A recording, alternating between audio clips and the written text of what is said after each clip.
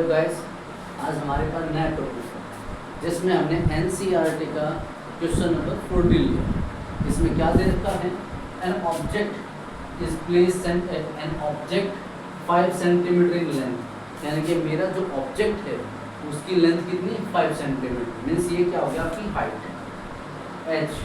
कितनी होगी आपकी 5 सेंटीमीटर। आप क्या कहते हैं, is placed at a distance, कितनी दूरी पे रखी हुई है, ये आपका यू आर यानी कि आपका ऑब्जेक्ट डिस्टेंस कितना है आपके पास 20 centimetre in front of a convex mirror, किसके सामने रखा हुआ है, कन्वेक्स लेंस के मिरर के सामने। अब इसकी जो रेडियस है, रेडियस वो कितनी दे रखी है r इक्वल टू क्या है आपके पास 30 सेंटीमीटर। तो रेडियस कितनी दे रखी है हमारे पास 30 सेंटीमीटर। तो हमने क्या फाइंड करना है,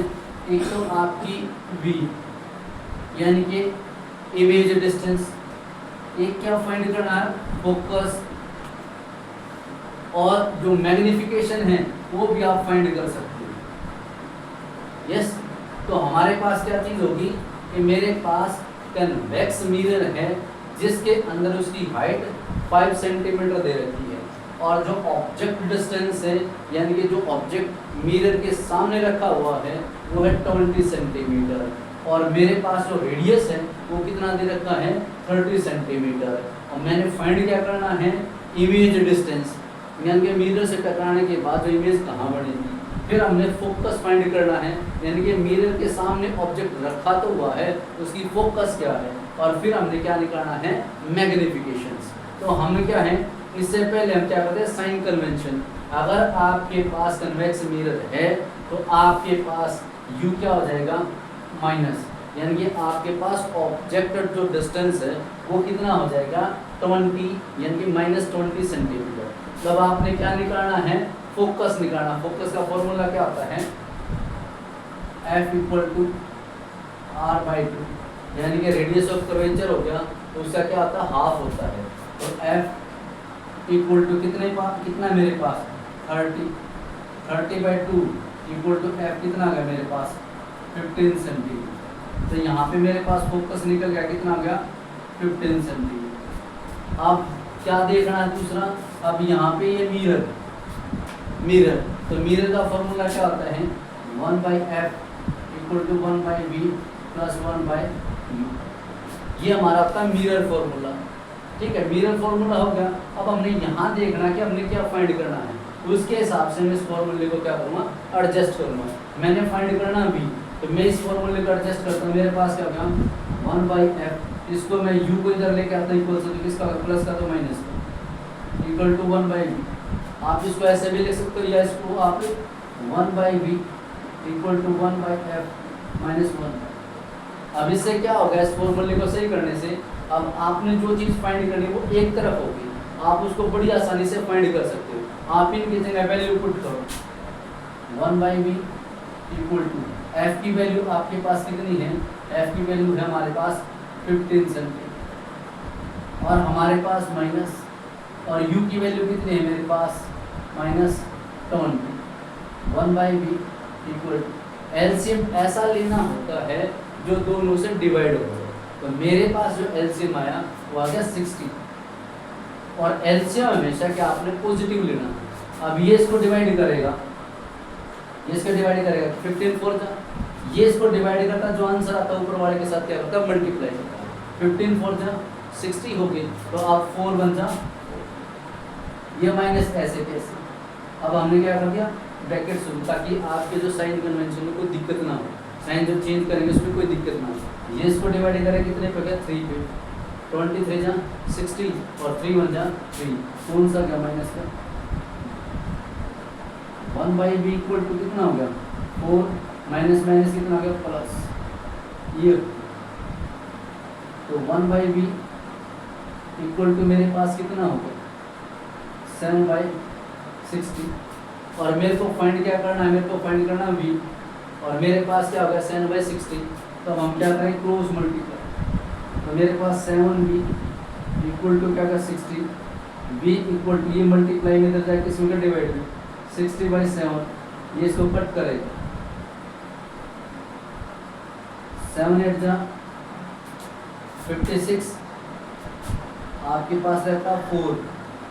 उतार ली 0 40 हो गया, 7 5 जा 35, कितने हो गए 5, उतार लिया 0 50 हो गए, तो क्या होगा 7 7 जा, तो v की वैल्यू कितनी आ गई मेरे पास 8.57,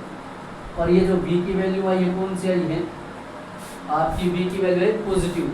पॉजिटिव होगी, इसका मतलब कन्वेक्स मिरर के अंदर अगर v की वैल्यू पॉजिटिव होती है, इसका मतलब जो इमेज बनेगी, इमेज कैसी बनेगी,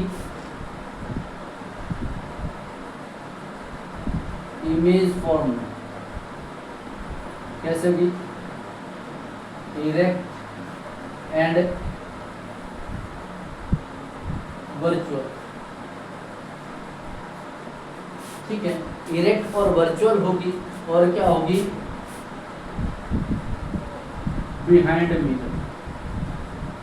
इरेक्ट और वर्चुअल होगी, और मिरर के क्या होगी पीछे होगी। अब इन्होंने मैग्निफिकेशन निकालना नहीं दे रखा, हम अपनी तरफ से मैग्निफिकेशन निकाल देंगे, मैग्निफिकेशन m इक्वल टू क्या हो गया v/u, ये हो। अब हमने क्या चीज देखनी है, मेरे पास जो मैग्निफिकेशन है v/u होगी, तो अगर यहाँ पे फॉर्मूला आपका प्लस का है, ये वाला अगर ये फॉर्मूला आपका प्लस का है, तो वहाँ पे क्या आएगा माइनस का, ये होगा m equal to minus v की वैल्यू कितनी आई है, या तो ये रख लो या ये कर लो 60/7, और u की वैल्यू कितनी आई आपके पास -20, और ये क्या हो गया इसके नीचे 1, माइनस से माइनस गई, m इक्वल टू कितना हो गया 60/7 और 1/20, ये इसको कट करेगा कितना हो गया 3, कितना हो गया 3/7, ये इसको कट करेगा क्या होगा पॉइंट, कितना हो गया 37 4 जा 28, बचा 2, उतार ले 0 72, तो आपके पास मैग्निफिकेशन कितना है 0.42, और हमने यहाँ पे क्या दे रखा है, अगर इन्होंने ये दे रखा तो हमें फाइंड क्या करना पड़ेगा, h डैश भी फाइंड करना, यानी आपकी जो इमेज की जो हाइट है ना वो भी फाइंड करनी पड़ेगी, क्योंकि मेरे पास क्या है ऑब्जेक्ट की हाइट दे रखी है, और मैंने क्या फाइंड करनी पड़ेगी इमेज की, तो मैं इसके लिए क्या कर सकता हूँ, हमारे पास m equal to v/u equal to h dash by में h, ये क्या होता है आपका इमेज डिस्टेंस, ये क्या है आपका ऑब्जेक्ट डिस्टेंस, ये क्या आपकी इमेज हाइट, ये क्या आपकी ऑब्जेक्ट हाइट, ये सारा का सारा हमारे पास गिवन है। ये मेरे पास वैल्यू आई थी, कितनी आई है मेरे पास, या तो कट कर दो या ऐसे कैसे कर दो, जो मेरे को कैलकुलेशन करने में दिक्कत ना हो, मेरे पास आएगी 3/7 equal to h dash, h dash मेरे को क्या करना है फाइंड करना है, या ऐसे कैसे वो वैल्यू कर दो 0.42 इक्वल टू h डैश मेरे को फाइंड करना है, और h की वैल्यू मेरे पास कहाँ है, ये होगी 5, अभी नहीं क्रॉस मल्टीप्लाई करा तो क्या होगा 1 जब h डैश के साथ करके h डैश इक्वल टू क्या होगा 5 जिसके साथ मल्टीप्लाई हो 5 टू जा 10, ये हो गया, और 1 कैरी 5 4 जा 20, और ये क्या हो गई 2.1, h डैश कितना है मेरे पास 2.107,